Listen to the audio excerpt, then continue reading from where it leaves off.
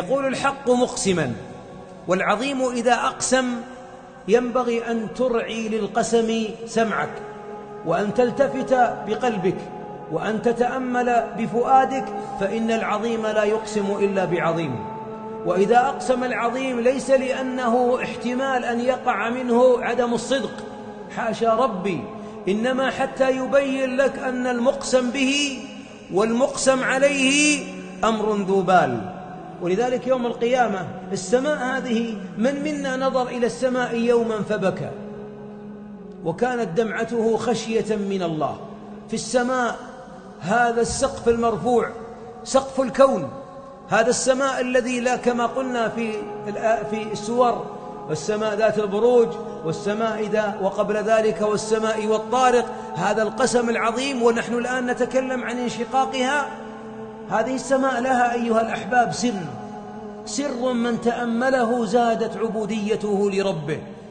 قارن كل مخلوق عظم في عينك بخلق السماء، أأنتم أشد خلقا أم السماء بناها؟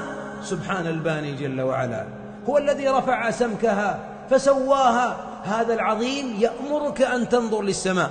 ولذلك من أكبر ما يورثك الإيمان أن تديم النظر في السماء، وتعود بعد ذلك منكسرا مسبحا مؤمنا.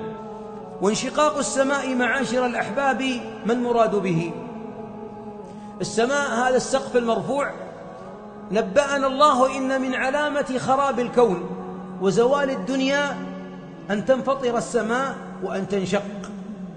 يقول علماء الفلك وعلماء السماء أن السماء سقف عجيب مكون من طبقات، وكل طبقة تحتوي مواد، ومعظم المواد الموجودة في الطبقات خلقها الله لحماية الأرض حتى لا يصل إلى الأرض من أشعة تلك الأجرام، وحتى تحفظ الأرض بكنوزها وبما أودعه فيها، لأن السماء إذا انفتحت وشقت زالت الأرض ولن يكن هناك أرض. الأوزون، العلماء يخافون ويشتكون أن ثقب في الأوزون اللي هو الغلاف بعد الغلاف الجوي، هذا الثقب يرسل معه شيء من الأشعة الضارة التي لو أصابت جلد الإنسان لتسرطن. ثقب واحد خايفين منه، لا نقول السماء ستنشق. وهل هناك فرق بين إذا السماء انفطرت وإذا السماء انشقت؟ قال بعض أهل العلم أن انفطارها هو تباعد أجزائها، أما انشقاقها بأن يفتحها ربي أبوابا. لماذا شقوق السماء ستكثر والأبواب ستفتح؟ لأن الله سيأذن للملائكة أن يهبطوا إلى الأرض.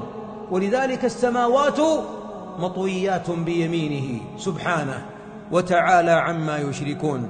وقبل انشقاق السماء يأتي الدخان، دخان يغشى الناس ينزل إلى الأرض حتى تكون الأرض كلها سوداء، لا ترى في الأرض شيئا ولا أديم الأرض.